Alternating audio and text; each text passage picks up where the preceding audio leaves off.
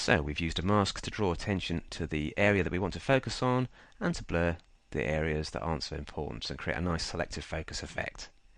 Next thing to do is just to click on the background layer again so we're not associated with this layer mask, and create a new adjustment layer to desaturate the image. So go to Hue Saturation and then drag saturation all the way down to -100 and push brightness up a couple of notches just to give it a little bit of a kick. Click OK, and you'll notice that because this layer is below the coloured blur layer, it's not affecting that layer. So let's just drag it above the blur layer now, and the hue saturation layer is now desaturating everything below it, including the blur layer and the original source layer. Now for a decent black and white shot, we want a bit of a kick to the contrast. We want some white whites and some black blacks. So we can do that with another adjustment layer, and this time we're going to go to levels, and that lets us adjust the input levels of the shot, and we can change the shadows and the highlights by dragging this slider here for shadows and this slider here for the highlights. So let's give the highlights an extra kick by just dragging this one to the right to about 2, 3, 7. So we've changed the value of the highlights and let's brighten them up. Now let's darken the shadows by dragging this one to about 23, and you can see that maybe about 11 or 10 actually. So you can see that the shadows are now getting darker at the far end of the shadow range there. Let me just click OK to apply that, and let me just turn this on and off to show you. You've got a higher contrast image with brighter highlights and darker shadows.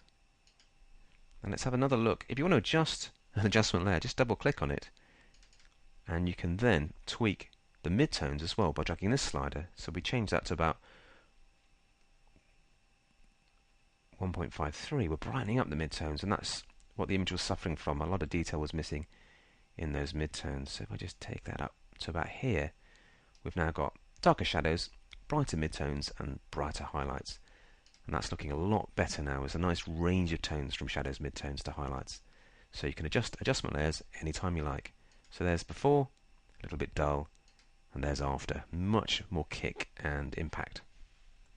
Now what we'll do is create a vignette effect just to darken the corners, and that helps draw attention to the main subject. So let's create a new layer by clicking on the Create New Layer icon. Let's call this one Vignette. Hit return. There we go. And let's use a marquee to do this. What I'll do is click and select an elliptical marquee, set its feather to something quite strong like 30. Control minus to zoom out so I can actually see the whole image, and make sure you've got the new selection icon clicked in the options bar. Then what you can do is hold the Alt key to draw from the center point and click and drag to create a circle. If you hold Shift, it'll constrain it to a perfect circle. So go up to about there at the edges. We just want it to be softening around the edges like so. Let go of the mouse, and there's our circle. Then what we can do is inverse that, but let's go to select and inverse it so it's now selecting the outside areas, and we can then edit fill those with a color like black, or the foreground color which is also black. Click OK, and there you have your selection. Now what I've done is change the opacity already, so let's put that up to 100. That's what you'll see, and you can Control D to deselect. The marching ants are now disappeared. Take the opacity down to about 50 perhaps, and reduce this blending mode to overlay so you get a more subtle darkening around the edge. Let's take that down a little bit more, like so. And to enhance the vignette effect, I'm going to create a new layer and do the same thing again with my marquee selection, like so.